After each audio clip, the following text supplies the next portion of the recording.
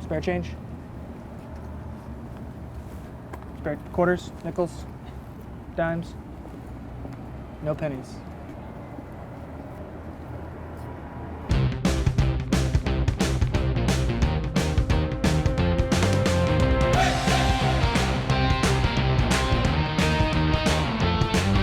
Hello UT and hello the world, I'm your host, Andrew Rosas, and that was some A+ social commentary.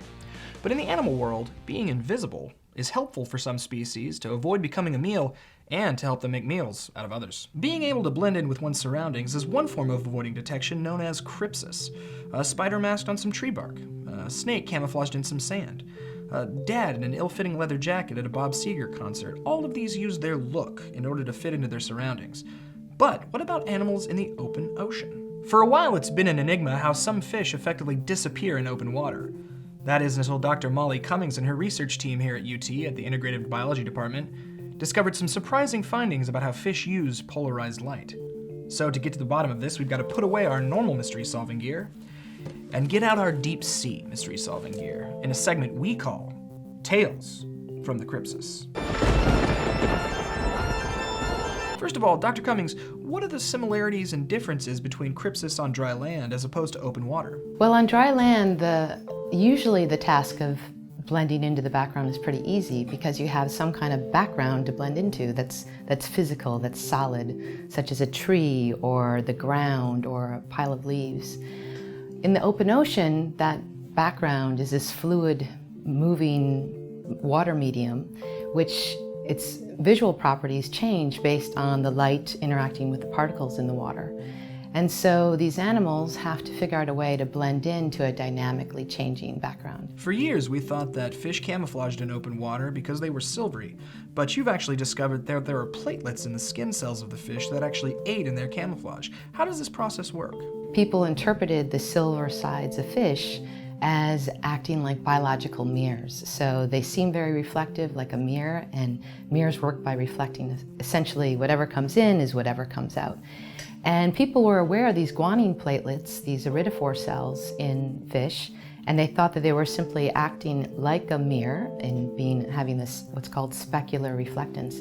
But in our research, what we've noticed is that the way these iridophore cells, these guanine platelets, are arranged in the fish's body really has a dual strategy. One strategy acts like a mirror, and so preserves the incoming polarized light and the incoming intensity features and reflects them in the same way.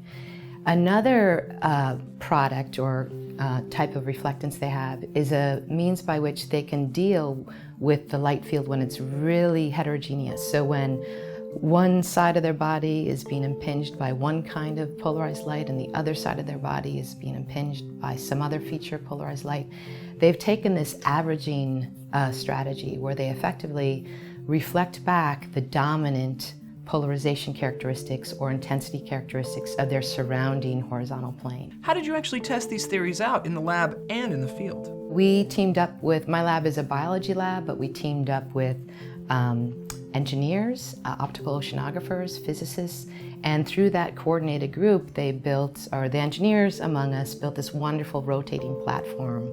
I was the fish whisperer, so I would put the fish in the center of this device and restrain it with a mesh against a mirror and another reflective surface. Then draw back and set the video polarimeter in action, then communicate with someone on the surface to get the whole platform to rotate. And so we would have this platform rotate 360 degrees, take a series of measurements that took about 3 minutes. And the beauty of going along the horizontal plane is that's the plane that varies the most in terms of the polarized light field. So we would take these series of measurements at different times of day as the sun traveled across the sky and effectively creating these really different polarization backdrops. I'm fascinated where your research is headed, and what practical applications might these findings have in the future? I could definitely foresee wonderful technological innovations in terms of new materials that might help hide objects in the open ocean. Right now we have satellites orbiting the Earth, and satellites use anything from color or brightness or polarization to detect objects. And polarization is the most sensitive to detect objects using light in the ocean because of its scattering properties. So any institution that might need to hide objects in the ocean might develop materials based on these biological principles to have those targets go undetected. I am so happy you've taken some time to talk with us today, Dr. Cummings, and I just have like 30 more questions. Is there any... Dr. Cummings?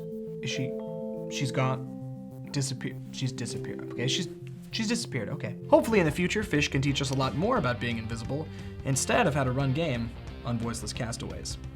Well, that does it for us here at The Hook. If you'd like to know more about Dr. Cummings' research, please click on the link below. And if you'd like to subscribe to our YouTube channel and like us on social media, hey, we'd like that a lot too. As always, I'm your host, Andrew Rochus, reminding you to stay hooked.